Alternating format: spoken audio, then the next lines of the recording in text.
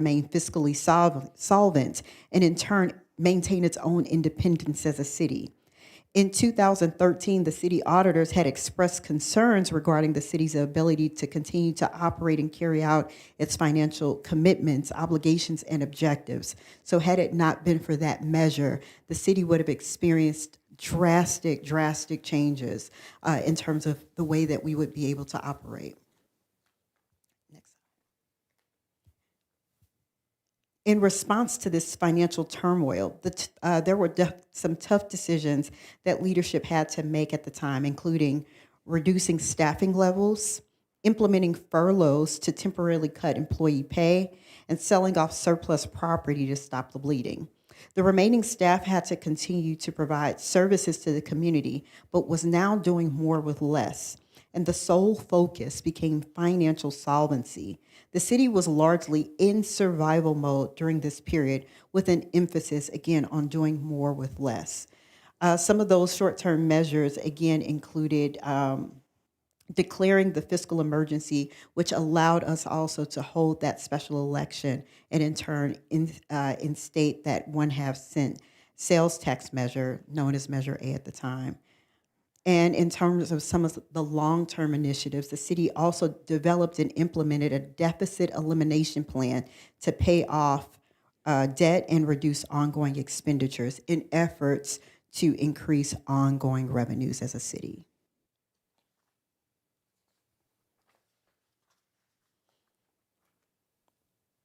The city currently receives 1.75% of the 10.25 transaction tax. And again, that composition is the result of Measure A, which was extended indefinitely in November of 2018, as well as in November of 2020, Measure FSF, which was passed to increase the city's transaction tax from that 0.5 or 1/2 cent measure to 0.75%.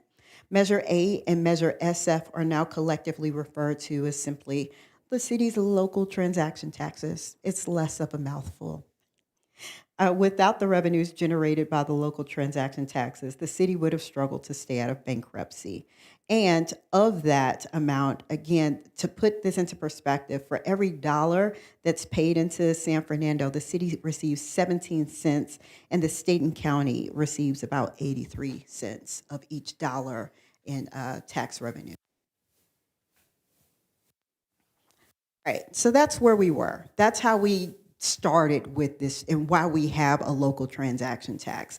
It was initiated out of city need in order to generate revenues. And again, out of that, we also, part of that initiative was to biannually hold these transaction tax conversations in which we express, again, why we did what we did, how those decisions were made, in addition to how we're using those funds. So that's going to take us into where we are right now.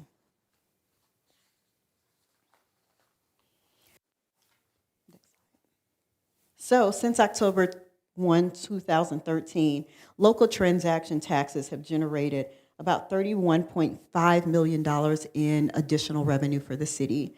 And we are projected to raise approximately $5 million annually. And I'll discuss what we budgeted for the prior fiscal year, which was 23-24, which ended on June 30th of 2024, and what the future holds for us and how much we budgeted for this year and what we anticipate expending those dollars on. Next slide. So since we've generated that amount since October of 2013, how has it been used? Again, we've used it to pay off and eliminate the deficit, establish reserves, do a number of capital projects and purchase capital equipment for the city in order to continue the city's operations and improve it, as well as replacing outdated technology in order to modernize the city's technology backbone. In terms of eliminating and paying off that deficit, that includes that $5.7 million deficit that I mentioned earlier that occurred in 2013-14. And now, as of June 30th, 2024, we have approximately $12.6 million as our reserve. And again, that's based, however, on unaudited financial projections, which we're working on our audit as we speak. We repaid more than $1.3 million in debt to outside agencies and $2.1 million in internal debt to other city funds. We've established over $2.5 million in financial reserves for vehicle replacements, facility improvements, as well as our self-insurance. We've improved public safety, reliability, and response time by replacing over 13 police patrol vehicles, upgrading in-car computers for police vehicles, enhancing network infrastructure, and modernizing the city's radio communication system. We've also replaced the police department's HVAC system, which I'm sure came in handy today when the temperatures rose. We've supported infrastructure improvements and maintenance through the annual residential resurfacing program, reconstructing Glen Oaks Boulevard, sidewalk improvements, additional tree trimming services, and replacing Public Works vehicles and equipment. We've beautified Brand Boulevard to create a notable entrance into the city so that all who enter city of San Fernando can note our pride in our city. We've supported a number of special events, including our 5K run, San Fernando Open Streets Festival, the city's birthday celebration, an Independence Day celebration, and several jam sessions.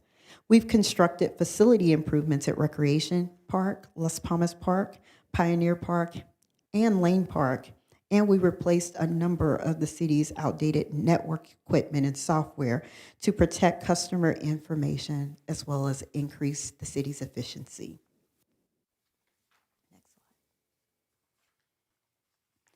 So the goal of today is to really, as we highlight where we are, again, we just concluded our 23-24 fiscal year, which concluded on June 30th of 2024. And what was budgeted was a projection of $5 million in proceeds, with the goal of expending a number in a number of ways. A lot of it is budgeted into prior year ongoing enhancements, and some of those enhancements, again, as we previously discussed in 2013-14, as a result of what occurred, we had to reduce staffing levels in a number of areas. While that was, of course, devastating at the time, it allowed the city to rebuild in a way that allowed us to really evaluate where right staffing should next occur. Some of those positions which were either restored or created in order to, again, right-size the city included positions at police department, which included a management analyst to focus on grants, budget analysis, procurement and crime analysis to increase data-informed policing efforts, several public works positions, including sewer maintenance workers, senior tree trimmers for infrastructure in the city's owned parkway maintenance. Positions have been added at Recreation and Community Services, including a program and community coordinator position who does a lot with our community and works in our business and community resource center. In community development, administrative assistant to promote sustainable development with a focus on enhancing the permitting experience to customers. In my department, administrative services, we did add an IT service administrator to improve management of the city's IT resources, overseeing technology, network, and communication systems. And then finally, we reclassified a position to the deputy city manager over economic development to enhance the city's economic development initiatives. And in total, that was what was budgeted for the past fiscal year. I will next go into ways that we expended that, but I want to highlight before we do so, if you go to the next slide, as a result, again, we saw earlier where that deficit occurred. Now, through this slide, we're able to see this, the general fund balance since the initiation of Measure A and Measure SF, now collectively, both of those local transaction taxes. The city's in a much better position financially as a result of, again, those revenue efforts, and now not just in a sustainable position fiscally and solvent, but beyond that, we've actually been able to have reserves at a level that's pretty impressive and allows us to ensure that if there were an emergency for the city, we're prepared and equipped. And not only that, but as a result, we've also been able to do more. We've been able to again have those staffing levels at the level that they currently are. We've been able to service the community in a number of ways. And even as I look at the back of our council chambers at the strategic goals of the community, we've been able to strategically ensure that we're able to provide for the city and the community in a number of ways. All right, so looking from what we budgeted to what we actually expended. All right, this is a fun table here because it demonstrates what we plan to expend for the local transaction tax revenue, which were primarily for one-time enhancements and projects related to beautification, including planning services, graffiti removal services, dumping and bulky item removal, signage. A lot of the funds were designated for some of those one-time expenditures, in addition to some of those ongoing enhancements, which I discussed earlier, which a number of them included staff. So while we had budgeted about $5,051,000 in local transaction taxes, what we received in proceeds was about 96% of that, or $4,860,526. While we didn't achieve what we had projected, it's still not too shabby. And overall, we were still able to accomplish a number of the goals that we had. And in the end, we actually expended a little bit less in several categories, which allowed us to actually operate a little bit less and still utilize and have some additional general fund reserve or a surplus added to the overall city's coffers in totality. The city made significant progress in a number of the projects and programs that we attempted. We filled a number of qualified positions. And again, some of those savings or unrealized expenses were the result of some of those positions not being filled until later in the year, which again produced some savings there. And again, in the end, we were able to achieve a little bit of a surplus of $168,000 with revenue outperforming in totality the budget. However, we did not achieve what we projected, but again, 96% still isn't too shabby overall.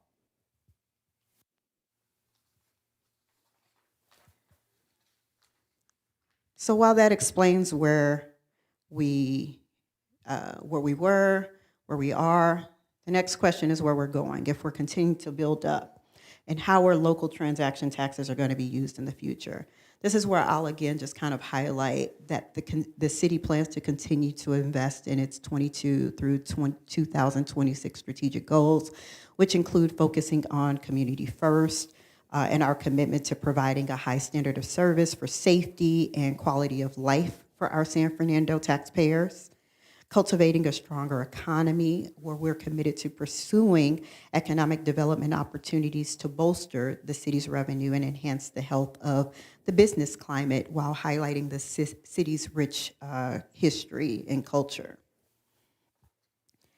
We're looking forward to continuing to invest in preserving beautiful homes and neighborhoods, facilitating common sense housing policy to preserve the charm of San Fernando, providing natural, safe, neighborhood-centered spaces for residents to play and be active, while strengthening climate resilience and environmental justice.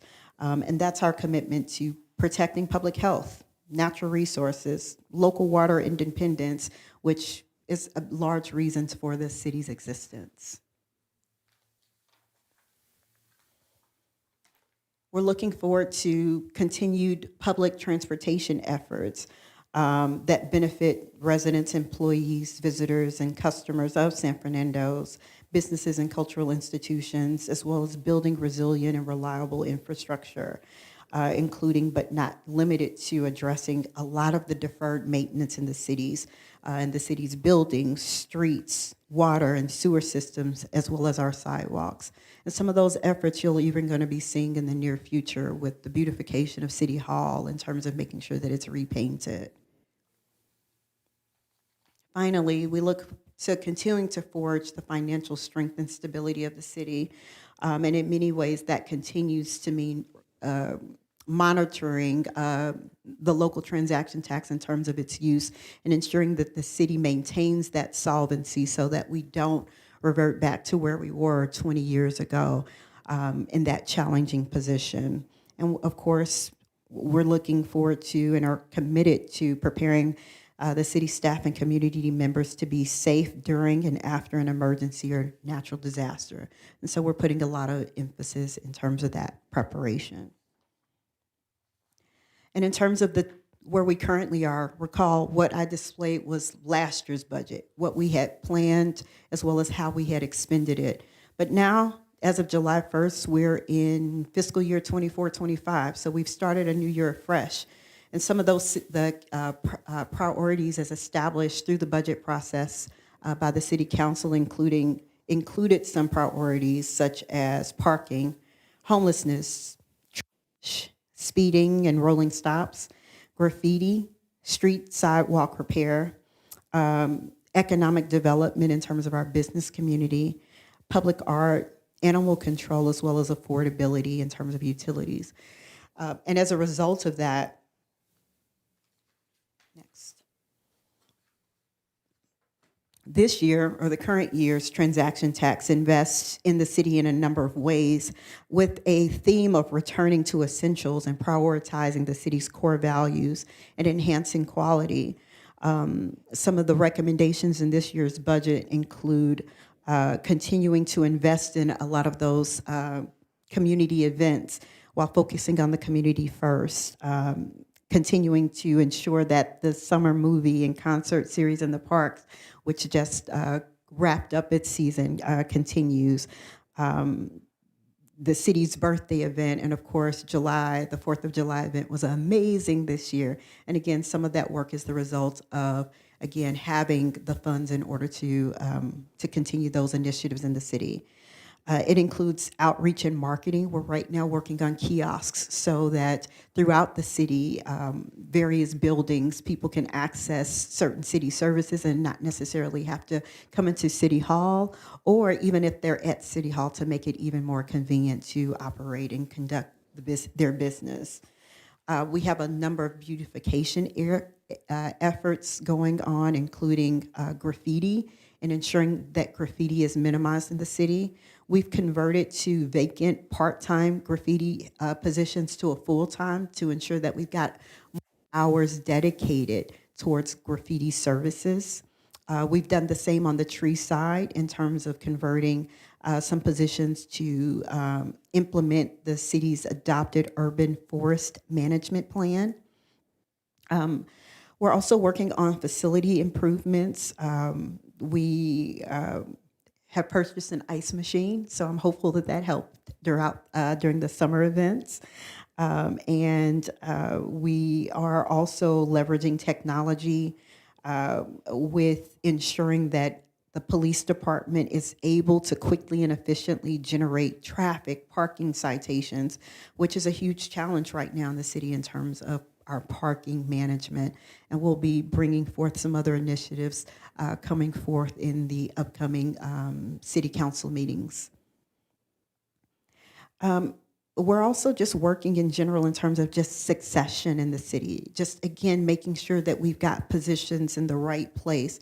And I'll highlight that we've created a police corporal program that's seeking to serve as a development opportunities to police officers to learn skills necessary to be effective as supervisors and sergeants. So those are some of the efforts that are underway in concert with continuing to establish reserves, repaying debt, as well as, again, some of those ongoing enhancements that were previously approved throughout the city. So what happens next? Well, again, tonight is part conversation as we present to you all, both those who are in the chambers with us, as well as those who are logged in online and participating remotely, in terms of what we had planned for last year, how we had expended it, what we planned for this current year, and we'll continue that dialogue throughout our budget process, which really does set the foundation for how we're going to expend dollars in the future in our community.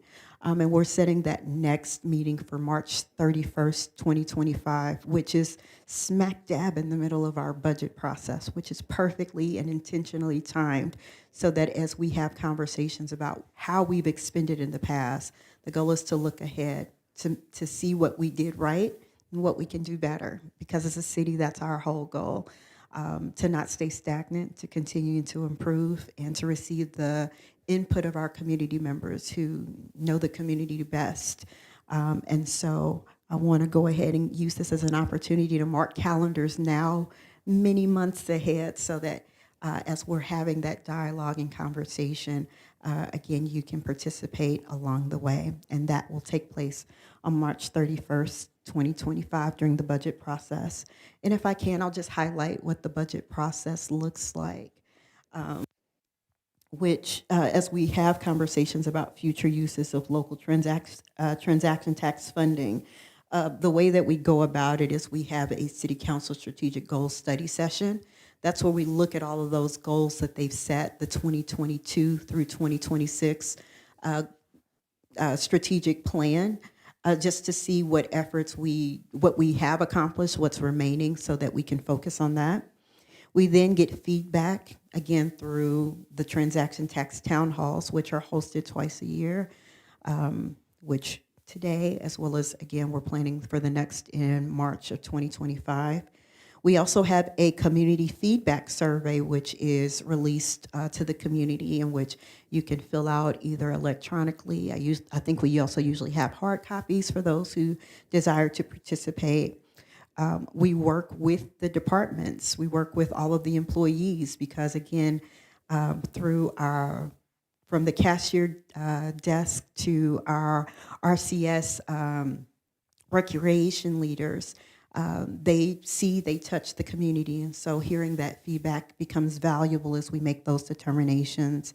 And finally, we have various budget study sessions. So there's a variety of ways to participate and provide input as we make decisions in terms of how dollars are used within the community. And we're using this as an opportunity to kind of restate what those opportunities are as we plan ahead for the next fiscal year. With that, that concludes my presentation, and I welcome your questions, both those in the chamber as well as individuals online. So we will open up the floor at this time. And actually, before I even accept questions, I just want to thank everyone for participating. Again, those who are here, those who are online. I hope hope to educate and inform the community about the city's processes, as well as encourage input, because we do not operate in silos. And again, we encourage that input and participation, and we definitely want to engage as we learn more about the needs of the community and seek to ensure that the dollars are put in places where they're most needed. So with that, I open the floor to your questions.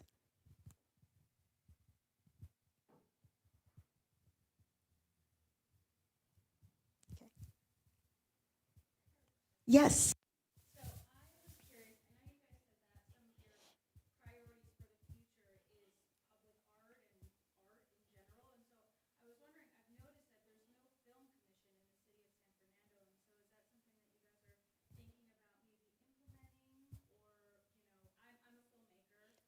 Awesome.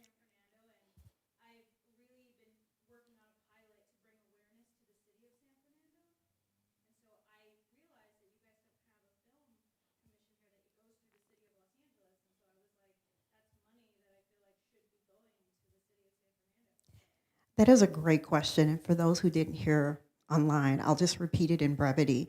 But the question was if we have a film commission in the city. We currently do not. And I also am going to open it up to our city clerk to talk about our commission process, as well as how they're instated, which is usually at the direction of, well, we have it in the code, as well as there's additional commissions can certainly be brought forth through the council. So there's some opportunity there in order to bring that idea forth. Currently, in terms of the way that film proceeds come through the city, we do contract with Film LA. We do receive some proceeds through that as filming takes place in the city. However, if there's any further desire in order to bring that forth, our council meetings are held every first and third Monday of each month, and that may be something, especially as we're having further conversations. And even though that's not necessarily a commission as of right now, certainly the council has had ad hoc committees through the city council where there's been conversation with regards to public arts and public arts programs. So again, I welcome you to come before the city council. Also, we will document that comment as something that's brought forth, and we would love your information before you exit today. Anything you want to add, Julia? Did I capture it? Okay, I did a good job. That's high praise from Julia. Are there any other questions? Any questions online? Well, certainly this is, again, not the last opportunity for us to have conversations. Again, my name is Erica Melton. I am the Director of Finance. However, as a result of us, I welcome you to engage with us either by coming through City Hall, dialing our phone number if you have questions, 818-898-1200, as well as for those who want to email us, we're available anytime if questions arise or anything that you think about, or as you review this presentation, if there's anything that comes up or you have further questions. I also invite you to review as we post our financial documents online. We have our annual comprehensive financial report online, which captures the spending of the city. And again, right now we're working through the audit process in order to capture what happened last year. In addition, we have our budgets online so that you can see how we've budgeted dollars in the city, both for the current year as well as prior years. And there's some other presentations and information available online also. And again, we welcome your questions as you peruse those documents. And we also welcome you in advance through the budget process. With that, that concludes tonight's presentation. And I thank you for your time and attention. Have a good night, all.